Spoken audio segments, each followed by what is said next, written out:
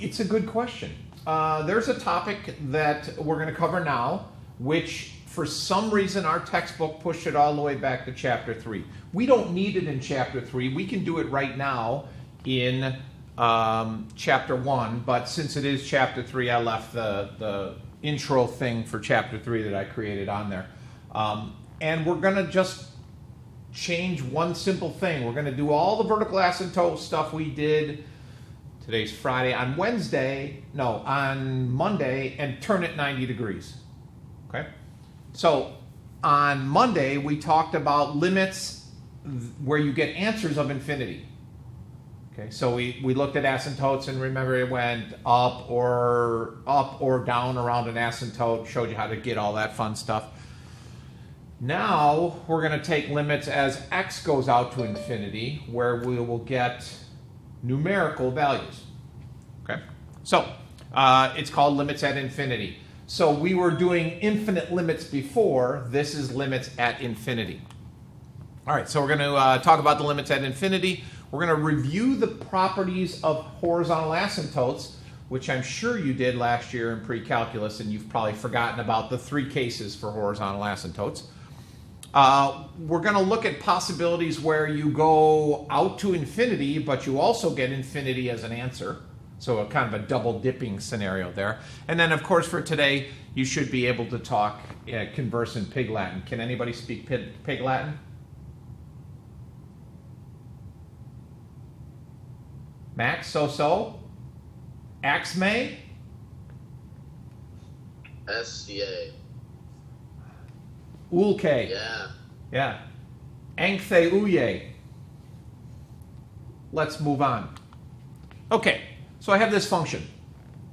And it does some weird stuff around the y-axis. And then you'll see that I've got this horizontal asymptote up there at 3. Okay? What we're going to talk about is what happens when you get very far away from 0. Now, by very far, I don't mean 10 or 25 or 300. I'm talking infinity, very, very far away. Okay, so just looking at that picture, if I go very far to the right, okay, so I'm increasing the x value very far to the right, what does it appear that the y value is going to get closer and closer to?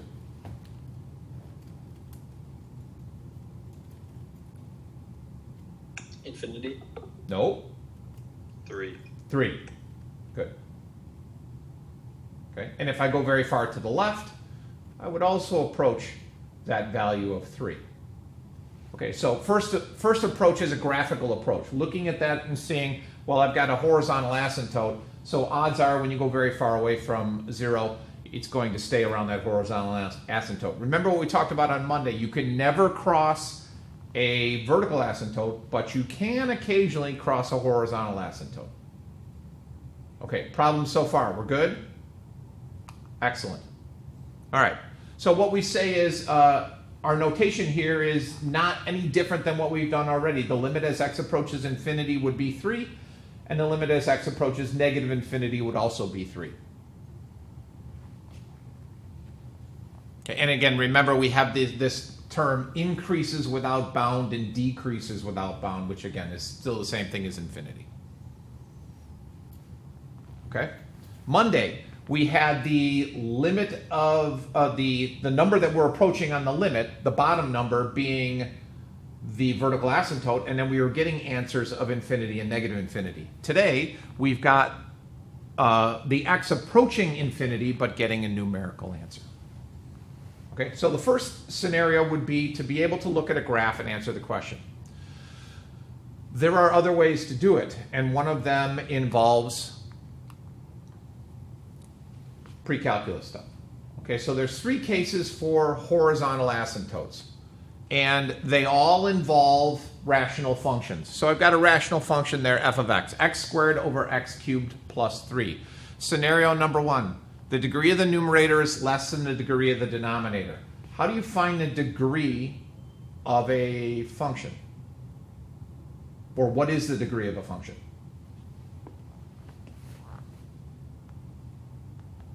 Isn't it like the highest power and like the top of the bottom? Perfect. Okay, so Prasanna, let's stay with you. What's the degree of the numerator in this case?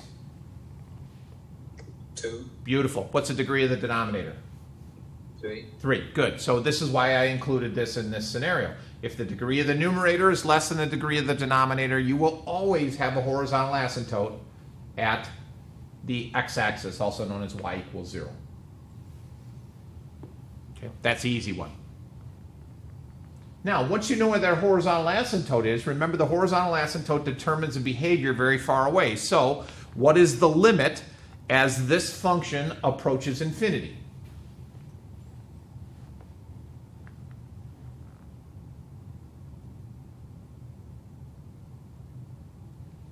Mm-hmm. 0. Good. And what's the limit as x approaches negative infinity? 0. Good. 0. Any problems? Any questions? Okay. Again, we're going to stay with the KISS method, keeping it simple, stupid. Scenario number 2. What happens when the degree of the numerator matches the degree of the denominator?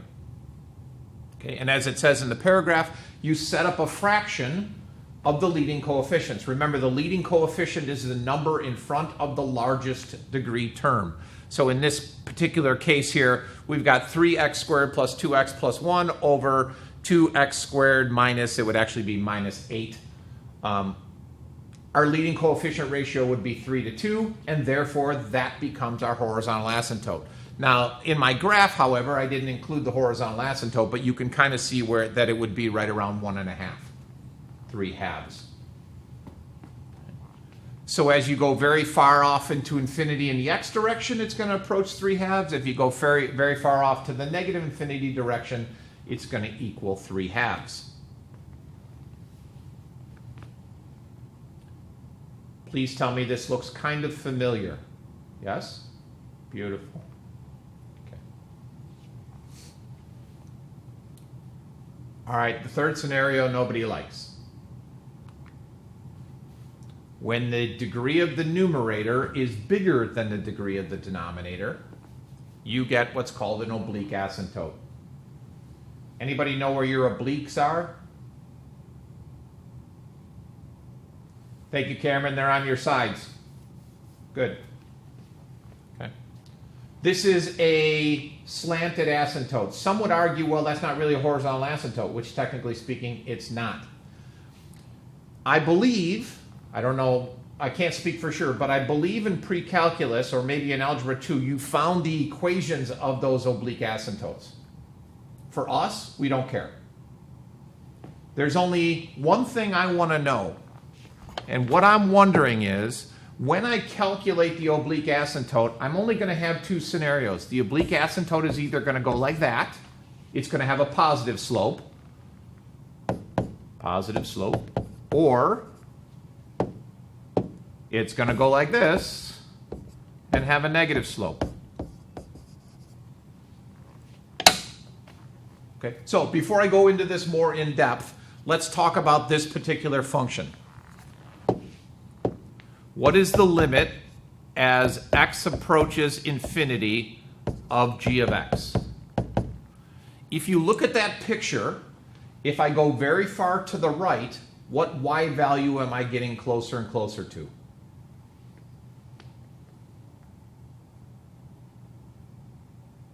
Negative infinity. No. Negative 6. No. Remember, this keeps going. As I move to the right, what does the y value do? Oh, approaches 3. Nope. Wait, what? Remember, this graph goes on forever. There's arrowheads. There should be arrowheads on the end of this. Don't just look at this picture. Think about it as you go very far away. It goes to infinity. Good. I don't know who said that, but good job. Okay. As I move farther to the right, the function continues to go up. I move over a little bit further, it goes up. I move a little bit further, it goes up. Okay, does that make sense for everybody? Good. What's the limit as x approaches negative infinity of the same function? If I go very far to the left, what's happening to the y value of the function?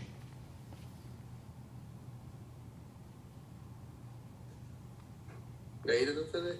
Beautiful. Okay. If you can do that, then doing an oblique asymptote problem is just figuring out which of these two I have. So we just talked about the red one because this has a positive slope on the oblique asymptote.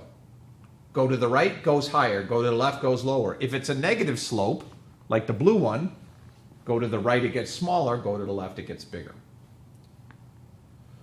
So I'm not going to ask you to find the equation of that line to make the oblique asymptote. All you want to figure out is what the slope of that oblique asymptote is. So you look at this. By the way, does anybody remember from precalculus how you would find the equation of that oblique asymptote?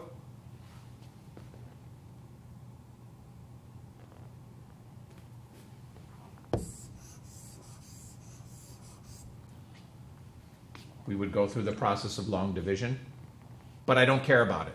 All I care about is looking at the leading coefficients.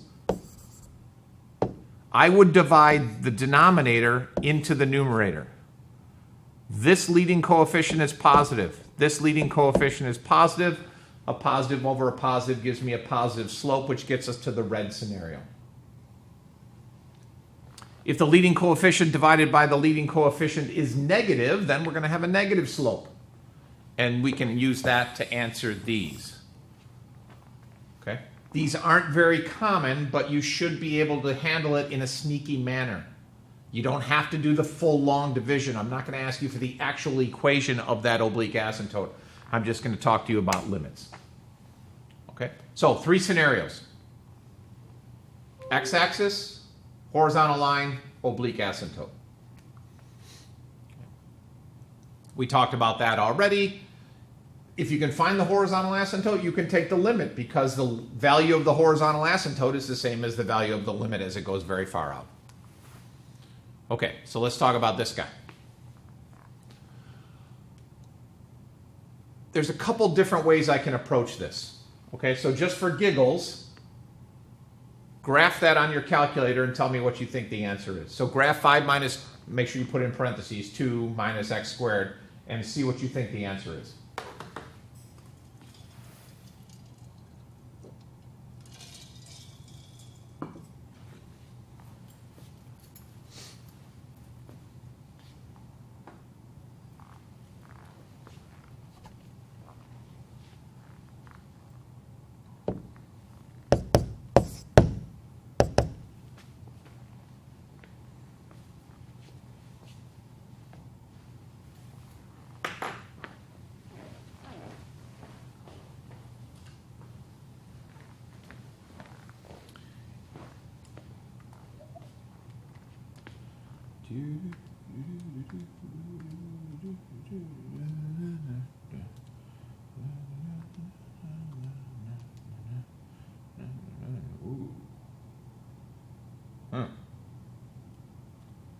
Answers?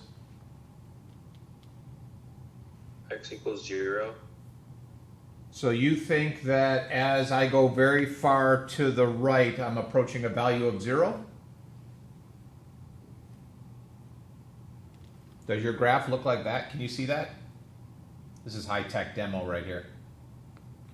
Let me turn my brightness up. Does your graph look like that? Okay. So as I go very far to the right, what does it appear that the y value is approaching? 5. 5. Okay, so we'll go with 5. That's kind of wishy-washy though, but it still works. We have an idea of where we want to go. I'm going to show you a couple different ways to solve this problem. First approach, what do we do for every single limit, regardless of what section it's in, regardless what it's about? What's number 1 always?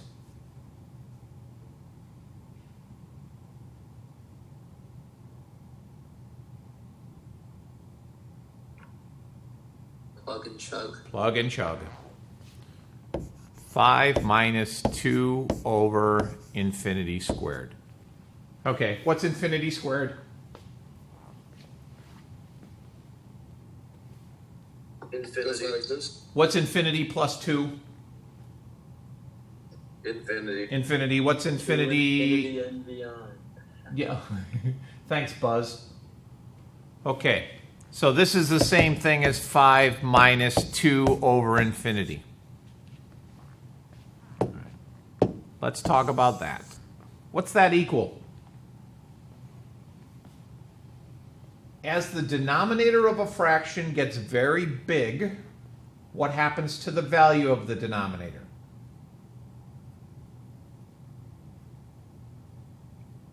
You get small. How small? Wait.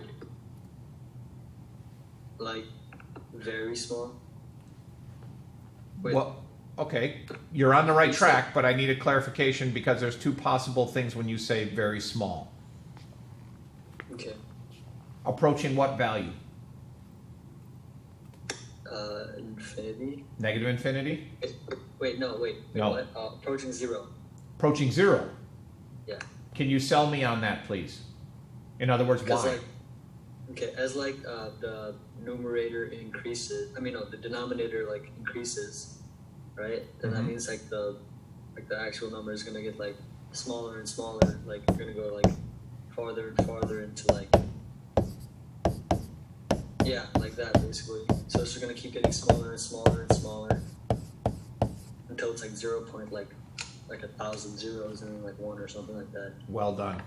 Okay. This thing is going to go to 0. Therefore, we get an answer of 5, which matches what we've already talked about. Okay. Well done. Well, let's talk about some other techniques.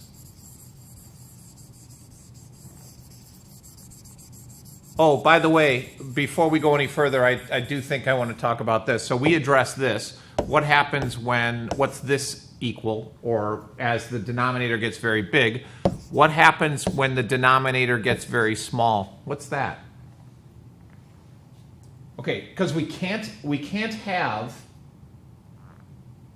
0 in the denominator, but we can turn this into a problem, and we've talked a little bit about this.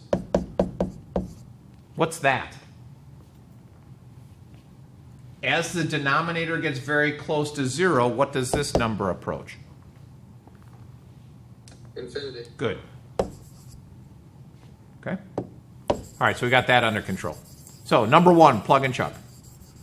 Let me click a little bit because I think I got screens outlining all this. Okay, so we did that already. Bingo. We talked about why that's 0. We did that already. Thank you, Prasant. That worked out well. All right. We can do a little precalculus here. Find a common denominator. Multiply the 5 by x squared over x squared because it's equal to 1. Get a common denominator. Now we have a rational function. Where's the horizontal asymptote on that rational function?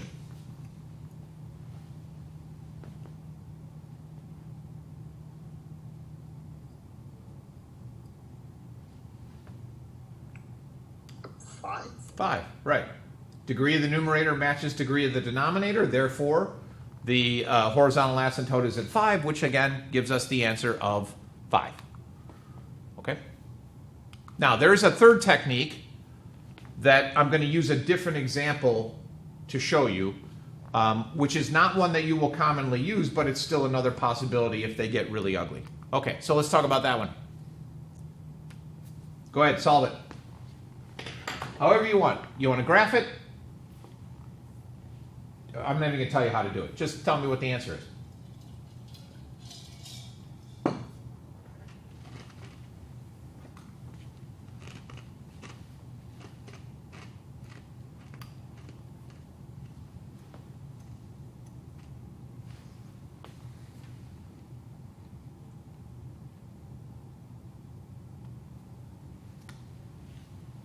John, what do you got?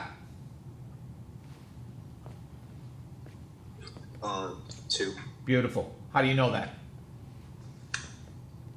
Okay, I graphed it, and Okay. as it approaches infinity, it's getting closer and closer to 2, but it will never reach 2. Perfect. That's one answer. Anybody do it did anybody do it differently? Yeah, you can do it like this, like degree of the degrees match, so that means it's just like 2 over 1, which is 2. Good. Okay.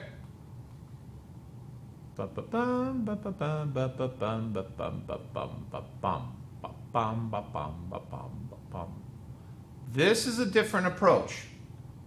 Okay, so this is a little confusing. Let me go back here and show you a different approach. Okay, this new technique, which again, many of you are probably not going to use, but it is a valid mathematical approach, is I'm going to divide everything in this equation, or this expression, by the highest degree variable. So my highest degree variable is just plain old x. So I'm going to take everything in this picture and divide it by x. So it becomes the limit as x approaches infinity of 2 over x plus, minus 1 over x all over x plus 1 over x. Okay. Now that's kind of a big mathematical jump. Just to make sure that you all trust me, I'm actually multiplying the top and bottom by 1 over x.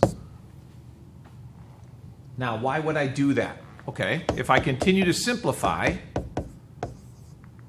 I get 2 minus 1 over x over 1 plus 1 over x. Let's talk about these two guys. What happens when the denominator percent gets very big, goes to infinity? What does this go to?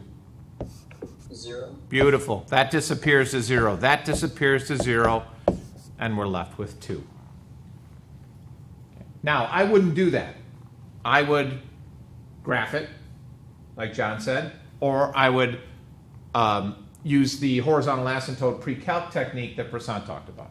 But that is another technique that you can use. So now we're up to 3 techniques to find the limits. Which is what that all talks about. Okay, and there's the picture, which verifies exactly what we thought it would be. Okay. Boom. Okay, there you go. Do that using all 3 techniques. I know you know how to graph it and look at it. I know you can quickly get the answer using the horizontal asymptote. What I would like you to practice now is that dividing out technique. So go ahead. I'll give you 2 minutes.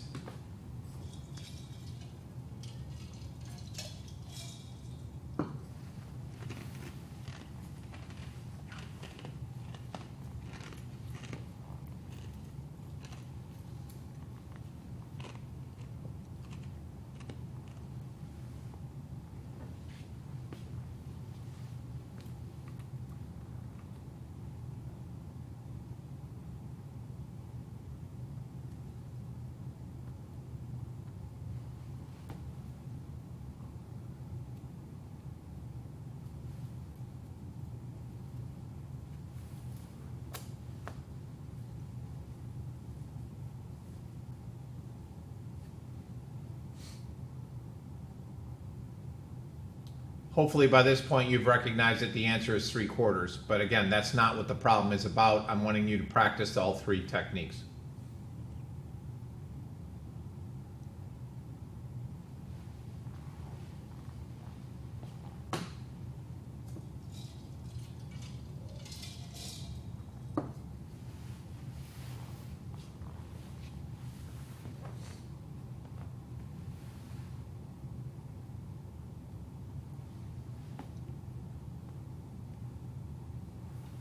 Drew, what are you dividing everything by? I'm not sure. Josie? Yeah, I was also stuck. Okay. Damien? Stuck as well. Okay. How are the rest of you on the other 2 techniques? Were you able to see that 3/4 is the answer because the degree of the numerator matches degree of the denominator? Yes? I assume you were all able to graph it on your calculator and get it from the graphical picture. Okay, so it's that last technique that's causing problems. The rule is you divide by the variable raised to the highest power in the problem. So in this particular case, we're going to multiply or divide by, the easiest thing to do is divide. We're going to divide everything by x squared. Why x squared? Because it's the largest degree in the problem.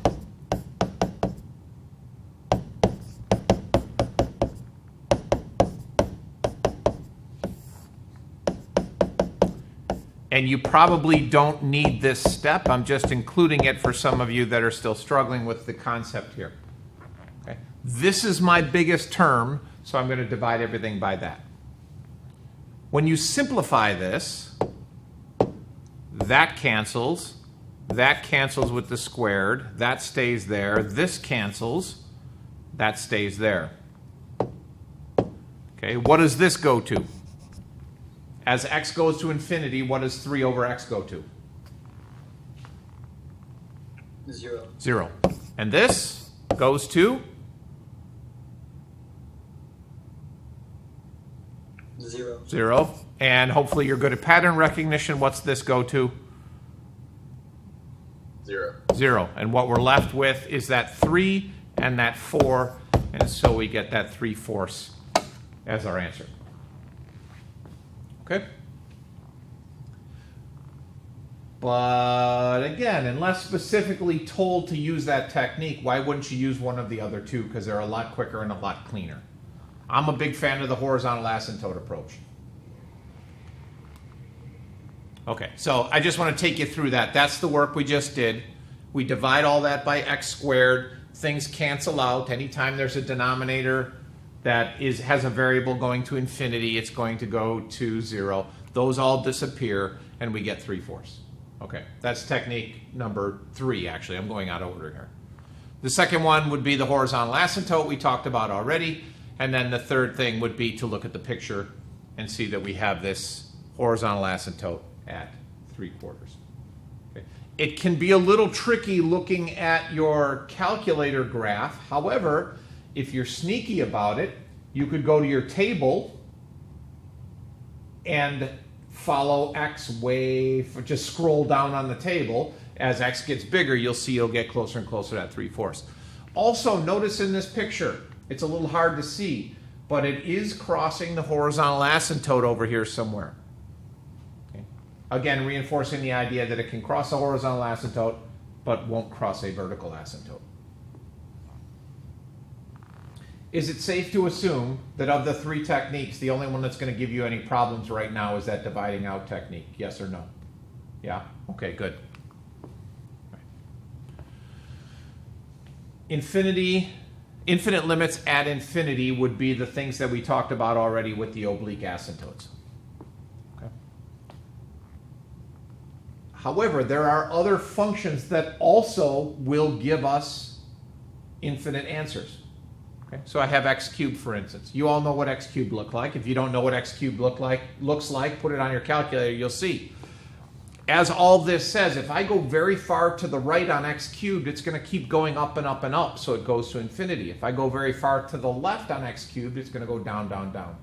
I probably should have used something easier like x squared, but I think you all know what a cubic looks like. If you look at the picture, it illustrates exactly what I'm talking about.